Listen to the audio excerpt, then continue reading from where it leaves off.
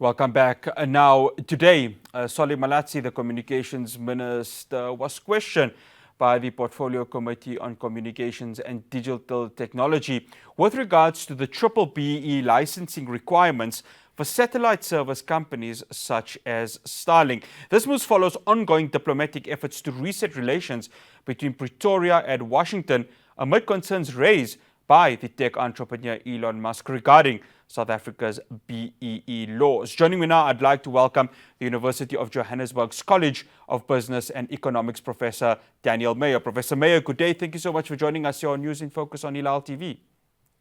Thank you and good afternoon.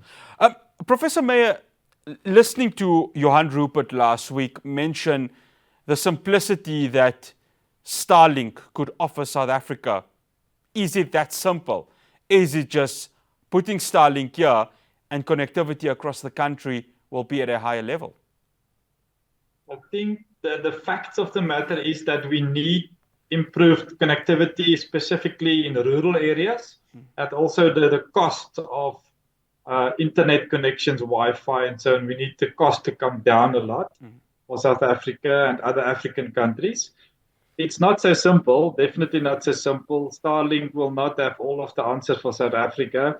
It's if I look at the internet and do some research, it's not so simple to use Starlink, and it's not so cheap to use also. You cannot just connect your cell phone, for example, to Starlink. You need another device to link it, and it's quite expensive to have another device.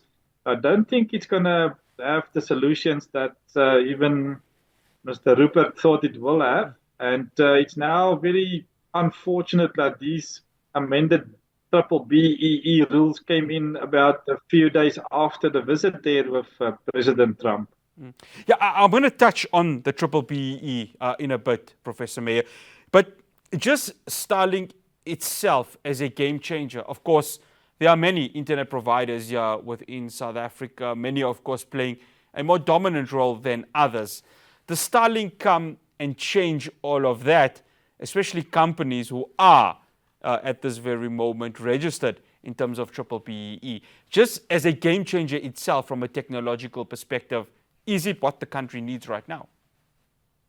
It is a different type of internet connection because they're using satellite technology, and it's quite a fast internet connection, and specifically for places away from the cities in rural areas. We've got many people still staying in rural areas. Half of the population is still rural. So it can have a change if it's affordable. And it looks like it's quite expensive. It's more expensive than the current service providers at this point of time. It could be that the rollout is different in South Africa because Elon Musk is ex-South African. Maybe he's got a soft spot for South Africa, but elsewhere it's quite expensive. But it's rapid internet and it's available on a rural basis. So that is what makes it very interesting. I've seen over the last few years that there's a few banks, for example, Capitec Bank. It's the biggest provider of data and connectivity in South Africa and the cheapest. So there's a big, huge competition within South Africa for internet connectivity. And Starlink competition is good. So if they can compete, why not? Why not allow them to compete? Anybody must be allowed to compete in any of the economic sectors, basically. Allowed to compete, you mentioned there, Professor Meyer. So to what extent does government, through this proposed gazette, change Triple BEE? Do they allow this to happen? Should it happen for Musk? The opposition within the National Assembly are saying no, but there's a mulling over this, especially within the Government of National Unity, and especially one that's going to be between the ANC and the DA, who have had numerous contestations on a number of things. But we're going to focus on this. Yeah. From an economic standpoint, from a transformation standpoint, does changing Triple BEE seem the right move just for this deal alone, which will then set the precedence? No, in my opinion, it doesn't make any sense to just take one of the subsectors of the economy, the telecommunications sector. It doesn't make sense to just look now at one sector, suddenly relaxing some of the Triple BEE regulations. It doesn't make any sense. what makes sense is that we look at a broader spectrum at the triple BEE. We have seen after 30 years, the implementation of it wasn't a success. It is not a broad-based success story. It's a very narrow-based success story with a few people benefiting from triple BEE, but it wasn't supposed to be like that. It was supposed to lift millions of black people that were previously disadvantaged out of poverty. And if you look at the facts and the figures and the numbers in South Africa, it didn't achieve that goal. So we cannot proceed with the same direction with triple BEE. The World Bank and many other institutions and economists and commentators are saying it's time to change it now. We cannot have this artificial barrier that is created there or distortion of the market.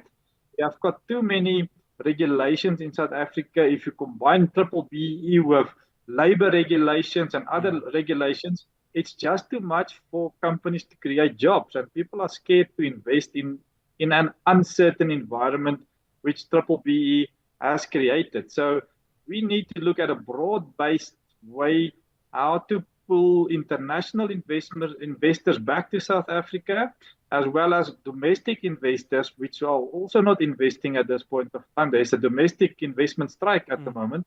We need to see how we can get investors and business to come back to the economy and invest. And we have seen that triple BEE is not working. So we need to look at something else. And there is other alternatives that we can definitely look at.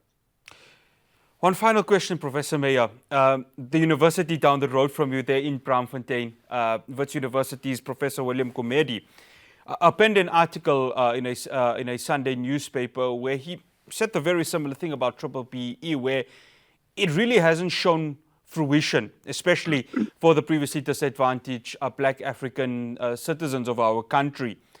And he said that this year, this gazette and this proposed gazette, should it of course change and should it allow for a company like Starlink to go ahead and invest, may just rewrite the rules in terms of how investment should be done in South Africa, and of course a better sense of transformation. I don't know whether you have read that article by Gumede, but if you have, Professor Meyer, is he onto something? Is there a sense of sensibility in what he is saying?